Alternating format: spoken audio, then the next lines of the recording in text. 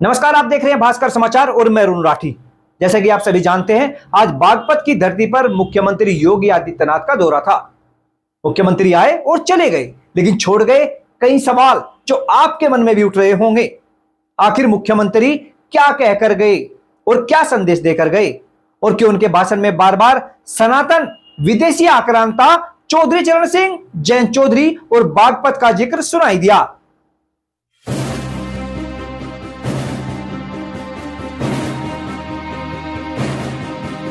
1026 में विदेशी आक्रांता मोहम्मद गजनवी के हमारी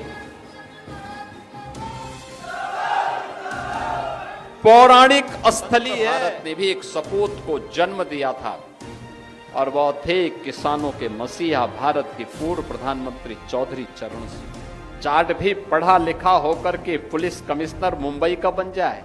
चौधरी जयंत सिंह जी के नेतृत्व में लगातार राष्ट्रीय लोकदल और केंद्र सरकार के साथ मिलकर के आपको बता दें, भगवानपुर नांगल स्थित श्री शिव गोरखनाथ आश्रम में नवनाथ मूर्ति प्राण प्रतिष्ठा कार्यक्रम में पहुंचे मुख्यमंत्री योगी आदित्यनाथ ने मंच से इतिहास, राजनीति, संस्कृति को जोड़ते हुए कई बड़े संदेश दिए।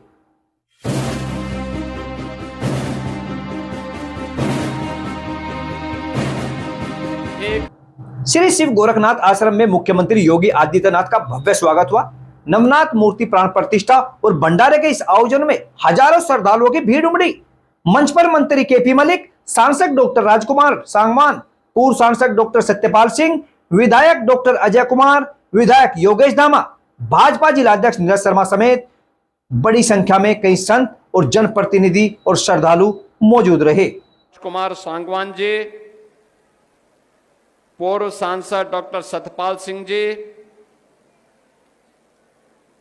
माननीय विधायक और यहां के स्थानीय विधायक डॉक्टर अजय कुमार जी, माननीय विधायक बागपत श्री योगेश धामा जी,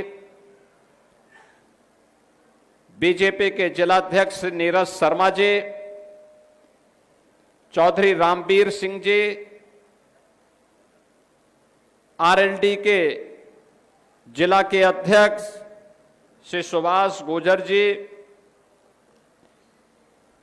जिला के प्रभारी डॉक्टर चंद्रमोहन जी और आज के इस धार्मिक अनुष्ठान के कार्यक्रम में उपस्थित सभी श्रद्धालुजन, उपस्थित बहनों और भाइयों। मुख्यमंत्री योगी आदित्यनाथ ने अपने संबोधन की शुरुआत सनातन और भारत की सांस्कृतिक विरासत से की। उन्होंने सोमनाथ मंदिर का जिक्र करते हुए विदेशी आक्रांतों पर तीखा हमला बोला। याद करिए, जिन आक्रांताओं ने भारत के सनातन की आस्था के प्रतीक मंदिरों को, मठों को, पवित्र तीर्थ स्थलों को विखंडित करने का प्रयास किया था, वे सभी तीर्थ स्थल फिर से पुनर्प्रतिष्ठा को प्राप्त कर गए, लेकिन आक्रांताओं का नामो निशान नहीं बचा है।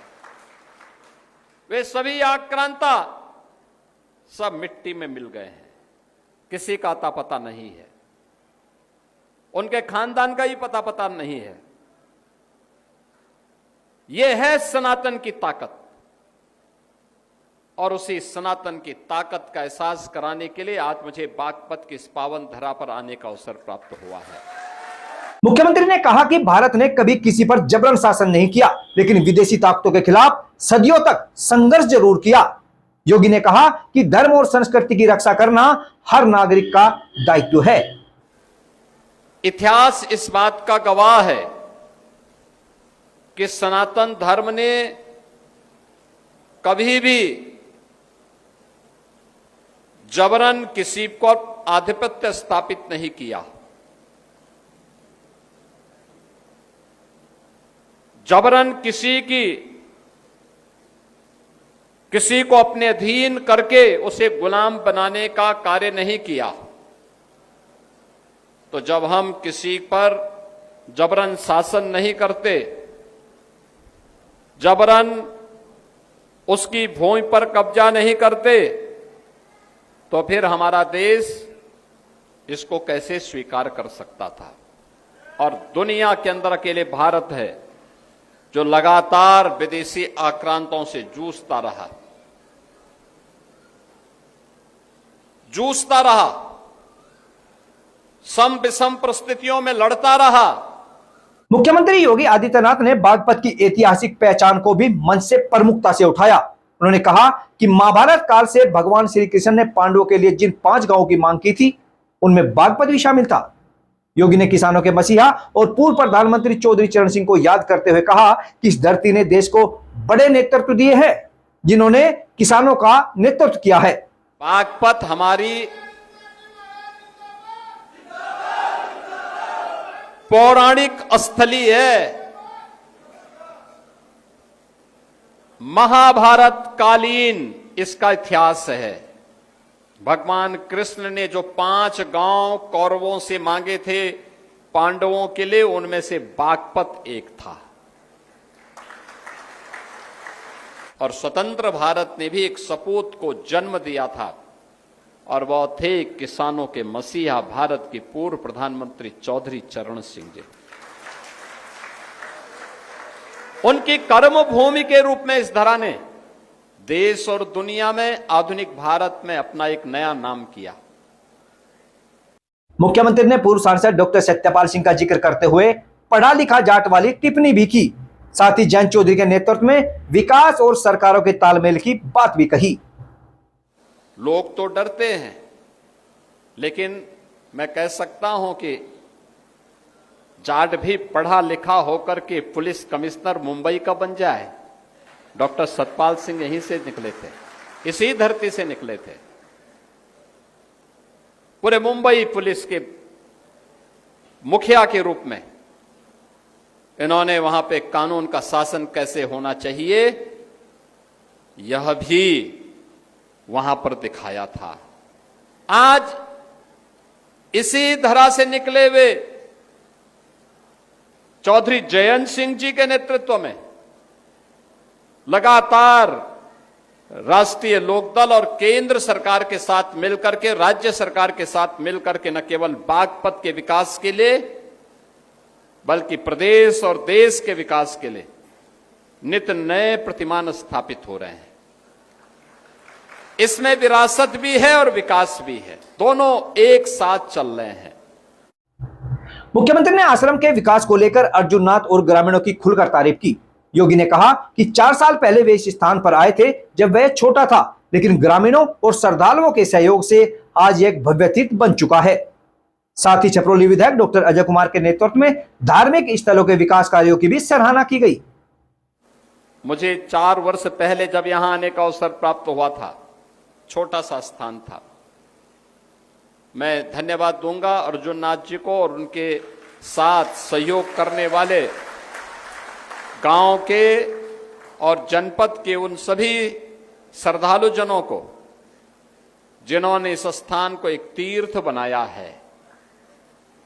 आज ये भव्य तीर्थ बन गया है यहां के लोगों के लिए। ऐसे ही होती है विरासत की रक्षा। आपके पूर्वजों ने इस धरा को 5000 वर्षों से अधिक समय से सजो करके रखा, तब बागपत बागपत है। तब बागपत आज भी गौरव के साथ आगे बढ़ाता है। हर एक जगह हमारे विधायकगण बैठे हुए, इन्होंने भी अपनी अपनी विधानसभा में 4-6 ऐसे स्थानों का, जैसे यहां पर अजय कुमार जी के नेतृत्व में अर्जुननाथ जी ने इस स्थान का पुनरुद्धार का कार्य संपन्न करा करके सुंदर बना दिया है। ऐसे दर्शनीय स्थल हर विधानसभा क्षेत्र में ये डबल इंजन की सरकार ने, एनडीए की सरकार ने बेहतर तरीके से बनाने का काम किया। मुख्यमंत्री योगी आदित्यनाथ का बागपत दौरा सिर्फ धार्मिक कार्यक्रम नहीं रहा, बल्कि सनातन इतिहास और पश्चिम उत्तर प्रदेश की राजनीति और सामाजिक संदेशों का बड़ा मंच बन गया। जहां एक तरफ योगी ने विदेशी आक्रांतों पर हमला बोला, तो वहीं चौधरी चरण सिंह, जयंत चौधरी और बागपत की विरासत का जिक्र कर राजनीतिक और सामाजिक संदेश भी दिए।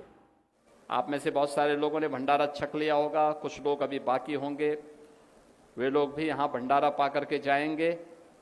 मुझे भी दिल्ली एक कार्यक्रम में जाना है, मैं तो बागपत में अलग से फिर कार्यक्रम बनाऊंगा। इस विश्वास के साथ मैं अर्जुननाथ जी को, अजय कुमार जी को, यहाँ पर हमारे सांसद जी राजकुमार सांगवान जी को, यहाँ के हमारे मंत्री डॉक्टर केपी मलिक जी को, योगेश धामा जी को, पूर्व सांसद हमारे यहाँ के श्री सतपाल सिंह जी को और आप सभी को, जिन लोगों ने इस पूरे आयोजन में सहभागी बनकर के इस आयोजन को सफल बनाया है, उन सबको हृदय से धन्यवाद देता हूं, उनका अभिनंदन करता हूं। उन सब के प्रति अपनी शुभकामना व्यक्त करते हुए अपनी वाणी को यहीं पे विराम देता हूं। जय जय श्री राम।